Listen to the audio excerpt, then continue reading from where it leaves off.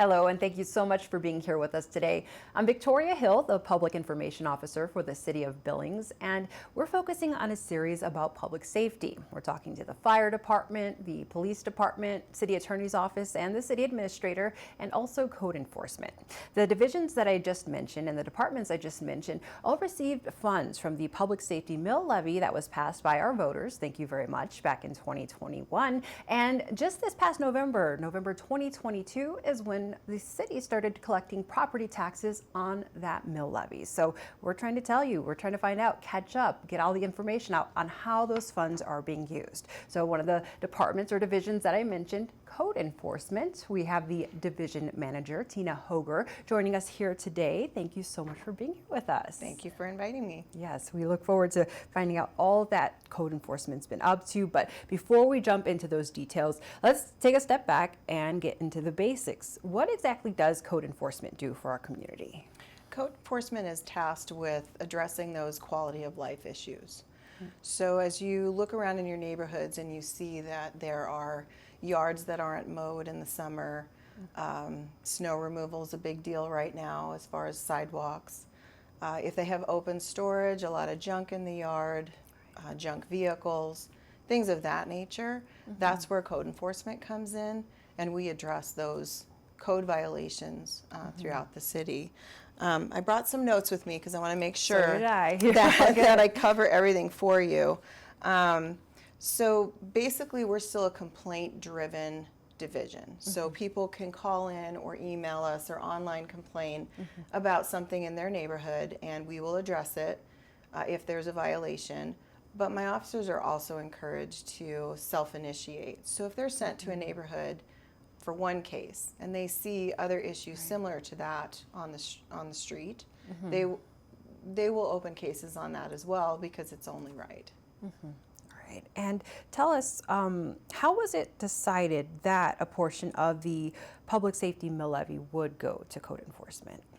So I started in January of last year, so I'm coming up on a year. So I was not part of that conversation. So I asked my boss about that, Wyeth Friday. He's the Planning and Community Services Director. And basically the discussion was that if you think about that broken window theory, which most people are familiar with, that if you have a property in an area that is neglected, it's broken windows, it's not boarded up properly, it's not secure, maybe it's burned out, it attracts crime. It attracts graffiti, it attracts squatters, it attracts basically nefarious activity, things that you don't want in your neighborhood.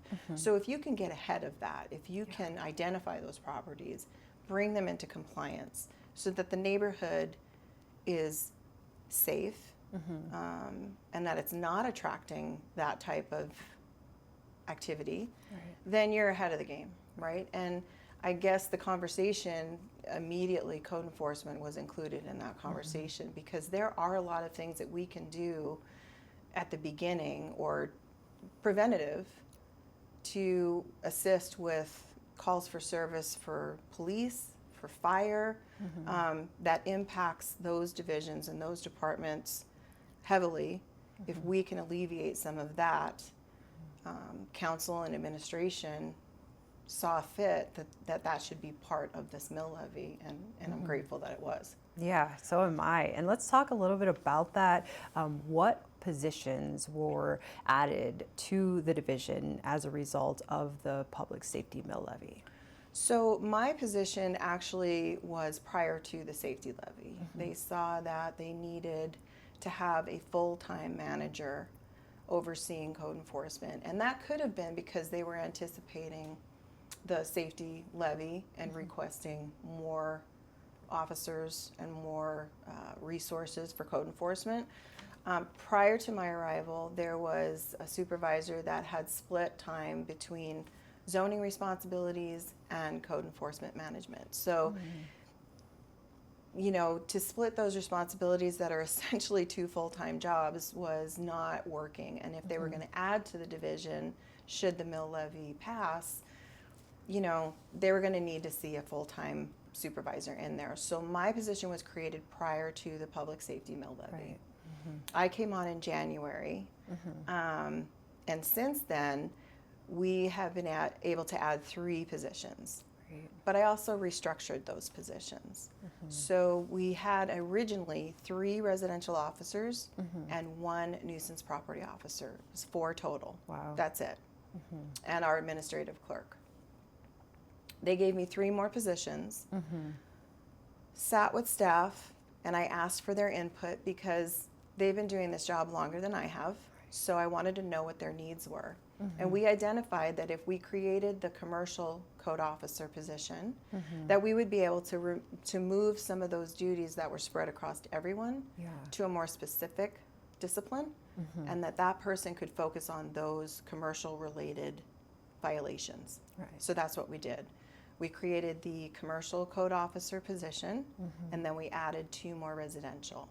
So now I have 5 residential total and 2 specialty positions, essentially, nuisance property and commercial. That's great. And you talked about spreading out some of the duties. So does this added manpower help overall code enforcement operations? It sounds like you were able to maybe designate some of the officers throughout the city now. Yeah, so we had a very, we had 3 areas initially that residential was handling. And as you can see from the map, the old residential zones were very vast. Yes. They were huge territories to cover for 3 people. Right. Because the nuisance property officer would handle those more complicated properties that are throughout the city. So they don't have a designated area. With 5 officers, I'm able to divide the city in a more equitable manner where the citizens in those areas will get better response. They will get better services from us because it's a smaller area to handle. So the way that we came up with these boundaries is we did a 2-year study of prior years of calls for service and how that all played out. And these were the final boundaries that we decided upon to make it even. So 2023 is going to be my test to see if these new residential zones are working. Right. And I think also as far as response and being economical as far as fuel consumption, you're not running all over the place now. I mean, look at the old map. You have this huge territory for the West End. Oh, yeah. West End is now split in 2. So those officers have more contained areas. They're not driving all over the place. They're not, using a ton of fuel. Fuel amounts should go down. Plus, they're going to get to know their areas a lot better. The commercial officer and the nuisance property officer, they're citywide, but they have specific disciplines to handle. And I'm glad you brought that up because we're hearing the words commercial and residential and nuisance. Can you tell us what each of those officers is responsible for, or what they focus on? Sure. I'll start with the residential officers. They handle your snow removal, overgrown weeds, open storage, if you have a junk vehicle in your yard, if you build a fence and you don't get a permit and it's not, if you have something on your property that's not according to setback. So it's all of those residential type of complaints.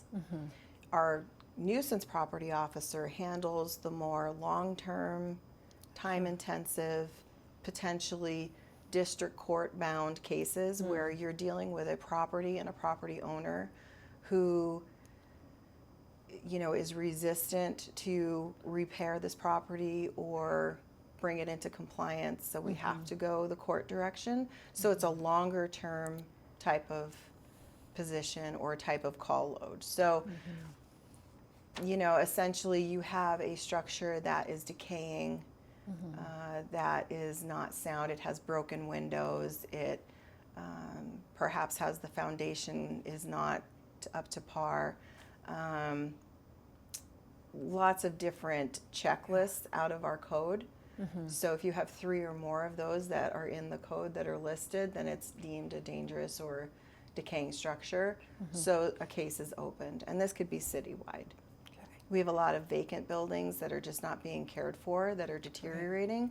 So that potentially is a hazard for the neighborhood. Right. It's a safety issue. And honestly, you know, those property owners have a responsibility to maintain those properties. And it'll affect your property values as well. Right. Because some of these areas are mixed use. Some of them are commercial and residential all in the same area, like some of our older neighborhoods. The commercial officer, he handles anything commercial. So your business licenses, if you don't have one, signage for businesses. He handles the new massage ordinance, the inspections on those. He's sober living homes, graffiti, marijuana ordinance. Those are his responsibilities. And so this way, if he has a more focused responsibility, then that means he gets better at those. Right. He learns the ordinances better, can get directed training based on his discipline, becomes better at it. So that's just going to benefit not just the division, but the city as a whole. And we keep, talking about these officers, but something I quickly caught on to was each of these officers, they are passionate about what they do. The nuisance property officer, he is totally into what he's doing, as well as some of the other ones. Can you speak about that passion that your officers have? And this isn't just a job for them. No, it isn't. I'm very fortunate to have the staff that I do. We have a really cohesive team. Everyone helps each other. So residential officer will be out in their area and they'll come across a property that potentially could go to the nuisance officer. They will coordinate with each other. The nuisance officer will go out and take a look at it. If it qualifies, hits the criteria, he opens his case. They all work very well together. They take care of each other. They team up. If they have to go out and issue citations or anything like that, they go together. They take care of each other. And I think a lot of that is because I have asked for their input. Like, I don't make decisions without their input. I have a variety of experience in that division. I have folks that come from different walks of life before they took this job. I have 3 officers that have been there a while. A senior officer, she's been there probably 12 plus years, is a wealth of knowledge. So me walking in, I had a good working knowledge of what code enforcement does, but I didn't know, drilling down into some of these ordinances and how they operate. So that's been beneficial to me. And I just feel like if I'm going to ask them to change a procedure or change a way they do something or improve upon something or try something different, they need to have some input in that, and they need to have some ownership of that as well. And I think that helps to make us successful, is because we do talk about those things. We are in one room where all of our desks are. We are very close in contact. So we help each other when we come across something that is unique or different. And everybody is where they want to be. So you mentioned the nuisance property officer. He started out as residential. And he absolutely loves what he does. He loves digging into those harder cases, being creative, finding ways to bring them into compliance. He's actually, in a short time that he's had that position, I think it's been since July, he has built relationships with some property owners around town that we didn't have before. So I'm very fortunate that way. So we're able to gain compliance without having to go to court. We work with them. We try to get them to do what needs to be done and make them understand that this isn't just about the city telling you what to do. This is about you being a good neighbor and doing what's right and the overall beauty of the city. The commercial officer, graffiti is a hot topic. He is passionate about that. But he's all over it. He's doing a great job. In that he's not just looking at it as the ordinance enforcement with the property owner. we're looking at it in a lot of ways. He's keeping track of everything. He is keeping track of some of the more common tags around town, and we are working closely with the police department to try to get some arrests and prosecution. So to have a person that interested in that, and to have a person that invested, and then we kind of spitball ideas on how we can do things differently or how we can impact that, it helps me, because now I know that's being taken care of, and it's in somebody's hands who cares, you know. And everybody, I'm not lying, I can't tell you how many times I've heard the officers come in and say, you know, I really like coming to work every day. Awesome. That's great. So, and then my residentials, they get to pick where they want to work. So we just restructured. So we have the 5 zones, and everybody's working the areas that they want to work, and they're enjoying it.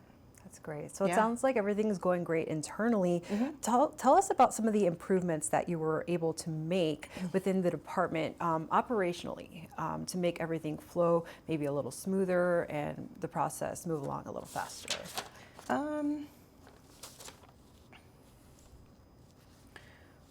So when I first started, I would attend court with them every month. And I didn't understand why we were going to court every month. And I didn't really say anything in the beginning because I wanted to observe for a while. So that was one of the areas that I was looking at, that I wanted to see, do we really need to be in court every month? And what is the purpose of it? So basically they were doing status hearings on these properties that they were having issue with. So we kind of changed that a little bit. So the judge is extremely busy. The judge sees, like, I couldn't even tell you how many cases she sees in a day. So, and a way to alleviate some of that was, at the front end, we do a little bit more work with these property owners, documenting it all through the case, trying to get compliance. And if we can't, then we resort to going to court and seek an abatement order. And that's what we've been doing lately. And that sounds like it's kept you pretty busy. Tell us, so we can get an idea, abatement-wise, how many did you take care of in 2022? And what's that like compared to the previous process and speed of things? So our first abatement last year was in February, and we had 11 total last year. Tried to get 12 because I wanted to average one a month. Oh, yeah. But the weather just didn't cooperate. So, I mean, we have plenty slated for 2023. We actually have 9, I think, that are potentially that we could go in the spring and get done. But weather is the issue. So when we do an abatement, we physically go out and do manual labor. This isn't, we don't just call up somebody and tell them to do it. Code enforcement goes out, we suit up, we go out, we clean up properties, and I go with them. Because I'm not going to ask them to do something that I wouldn't do. And it ends up being a good day because we feel like we've accomplished something. So that's good for morale as well, right? So basically, we were averaging about one a month once spring started hitting. We were doing a couple a month. And I foresee that increasing because of the fact that we're not allowing these cases to play out longer than they should. We're setting boundaries. We're not being heavy-handed. We're following the ordinance. We're following the rules. We're giving first and second notices. We're opening the lines of communication. We're giving the property owner ample opportunity to, number one, contact us. Number two, try to reach some sort of an agreement to bring compliance. There is no hard, it has to be done now. If there's some reasons and there's some ways we can work with those property owners, we will. But if we're absolutely not getting anywhere, we have an obligation to the rest of that neighborhood and to the community to bring this property into compliance. So that's when we seek an abatement order. Now, our new abatement orders are good for a year. So let's say I get an abatement order on your property, the judge signs it, you as a property owner, you still have 30 days after that signed abatement order to come into compliance before we come out there. So by the time we actually do an abatement, minimum 60 days to bring this property into compliance. And that's a long time. It can be done. So if they don't, we go out and we schedule the abatement. And then of course they get billed for it and or assessed to their taxes. And I've been able to watch this in action, see it in action firsthand myself. Talk about the use of city resources and how you're able to go beyond just code enforcement showing up and getting the job done. You really try to look forward to help within city government. Right, so code enforcement is primarily responsible for running that abatement. So we are the ones that'll schedule everything, and we'll go out. Once we get that abatement order, we go out, we do an initial assessment. So now we have legal right to be on that property, whether the property owner likes it or not, because prior to that, our enforcement is from private, like it's not private, it's from public. So we can't necessarily walk into somebody's yard and start looking around. We don't have the right to do that until a court order says we can. So we go out, we do an initial assessment, and we determine, okay, we have a couple junk vehicles we need to get rid of. We've got some overgrown grass. We've got some metal that we can separate out and recycle.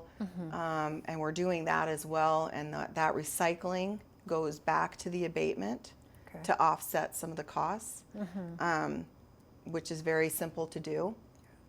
So we go in and do that initial assessment and see what we need. And then we determine which city departments we need. By ordinance, we are supposed to be using city resources prior to using private entity. So that was a major change that we did. Not super major, but we were using like labor that we would pay, and now we use sheriff's labor detail to help us if we need extra laborers. And that's been very effective. We've also partnered with adult treatment courts, and they're volunteers, and they come out and they help us as well. So trying to mitigate some of those costs, trying to stretch the dollar, trying to make sure that the funds that we are allotted to do these abatements goes as far as they possibly can.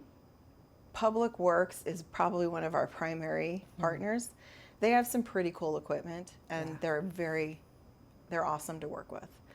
They have this truck that has a claw attached to it. So it's a dump truck, and they pull in there, and the operator basically swings this arm out, picks up the debris, and puts it in the bucket. Makes slick work of it. So much faster. So much easier. And piece by piece. Right, so even if, like, we had a property recently where there was no way the truck was going to get to where we needed it to, so we had to, by hand labor, code enforcement, brings the stuff out, piles it up, and he just keeps clawing it into that thing. So that's one resource that we use. Parks and Rec will come out with their mowing crew, and they'll cut down any overgrown vegetation. They'll take like dead branches, and if there's a tree that needs to be taken care of, they will take care of that as well. We've utilized the majority, Parks and Rec and Public Works. So, and then once we get that taken care of, for example, we had a property on the south side that was a burned property. And it needed to be boarded because the entire garage portion was burnt out, and you could access inside the building. So it was starting to attract squatters. People were starting to illegally dump on this property because it was vacant. So we had a mess there. So we went in with Public Works and cleared the property with Parks and Rec, got everything mowed down. And then because the city doesn't really have the ability to board those structures, we had to hire a company to do it. But they use the screws that can't be tampered with, so those openings are secure. And then it was posted no trespassing. And then we reached out to the police department and said, listen, could you please do some area checks, make sure that this property doesn't get abused again. And that property is going up for sale shortly here. So got it cleaned up. The before and after pictures are like night and day. Really good job. It stayed clean with the help of area checks. And that's part of that nuisance property team that was developed by the city as well. That communication has gotten so much better now Right. because we just let them know, hey, there's a new property that needs to be, you need to keep an eye on. And it sounds like anyone who does get involved, it's bettering the city. It's making the city a better place. So if anyone watching is maybe interested in saying, well, can I help? Do you accept the help from volunteers? Absolutely. Great. I truly believe that our city, it's a community thing. It can't be handled by 7 code enforcement officers. It just can't. And just like, on the criminal side of things, it can't be handled by 100 and something officers solely. We are a large community.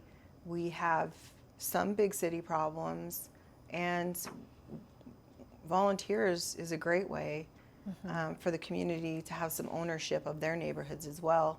I attend task force meetings for the neighborhoods here and there, and those folks are very engaged in their communities, and that I would love to see more of that. That would be nice to see. And all the information folks need to get in touch with you. Your email's there on the screen. It's hogarty@billingsmt.gov, or you can even give Tina a call at 406-869-3926. And we're getting down to the last few minutes of the interview here, and I wanted to make sure we had time to talk about the complaint process. If someone sees something concerning in their neighborhood, what should they do? Online complaint form. You can email us. You can call our clerk at the main number. We'll write it down on a complaint form and get it going. And you can remain anonymous with code enforcement. We do not require that you leave your information. If you want to, that's great, but we can take anonymous complaints. And that helps ease maybe the stress or the mind over, oh my gosh, my neighbor's gonna know I complained about them. But if you do want your neighborhood to be a better place. So let's also hit on, because it's hard to tell, who takes care of what. So you take care of, the commercial, the residential, but talk about some of the other departments within the city government that take care of like the dogs barking or stuff like that. Yeah, so we get a lot of online complaints that don't really belong to us. So if you have a barking dog complaint, that is animal control.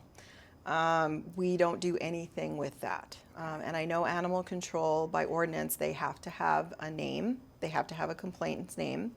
And part of that barking dog complaint is that they will require that you do a bark log. So you have to write dates and times and whatnot. So more information you can get from that division, but we do not handle any barking dog complaints. The other major confusion is abandoned vehicles. So the Crime Prevention Center takes all of the motorized, with a steering wheel, with an engine, with 4 wheels on the street. If you have a vehicle that's sitting on the street like that, that is crime prevention. It is not code enforcement.